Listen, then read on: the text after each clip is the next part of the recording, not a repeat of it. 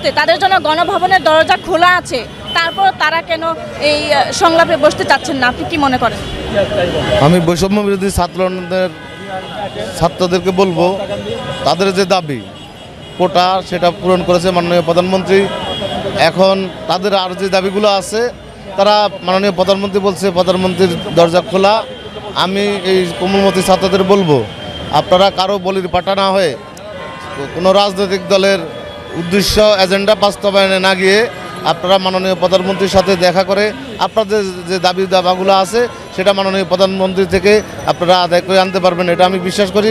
এবং এই কোমলমতি ছাত্রদের অনুরোধ করব, আপনারা গর্ব হিসেবে যান, আপনারা লেখাপড়ায় মনোযোগ দেন। জয় বাংলা, জয় বঙ্গবন্ধু।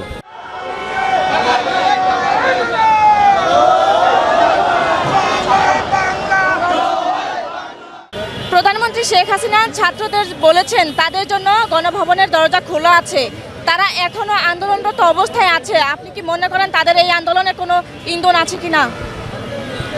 দেখেন, শুরু থেকেই কিন্তু এই ছাত্র আন্দোলনের মধ্যে জামাত শিবির ঢুকছে। তারা শান্তিপ্রিয় আন্দোলন।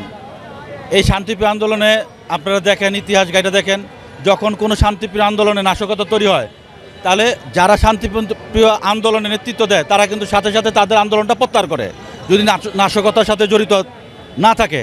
আমি বলবো না যে ছাত্ররা জড়িত, কিন্তু ছাত্ররা কোনো না কোনো কারণে তাদের বেষ্টনী থেকে বেরোতে পারতেছে না জামাত শিবিরের। তারা তাদের কাছে জিম্মি হয়ে গেছে গা।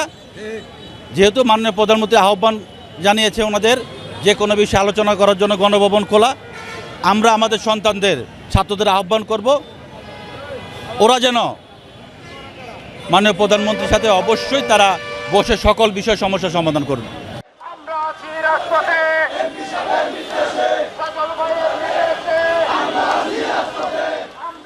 আসলে ঘটনা হলো, ছাত্ররা যে দাবি করছিল সেই দাবি তো জননেত্রী শেখ হাসিনা, বাংলার মেহনতি মানুষের নেত্রী, গণমানুষের নেত্রী, বিশ্ব নেত্রী, নন্দিত নেত্রী, সে কিন্তু সাথে সাথে আত্মা দাবি তার পূরণ করেছে।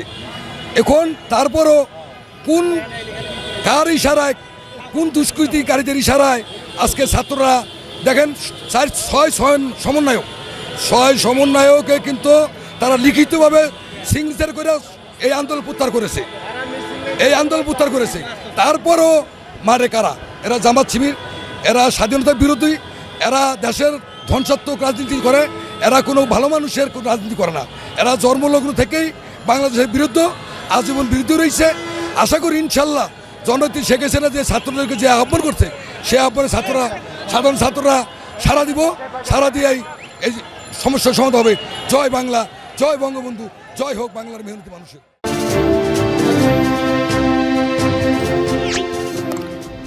সাবস্ক্রাইব করুন এবং বেল বাটনে ক্লিক করুন।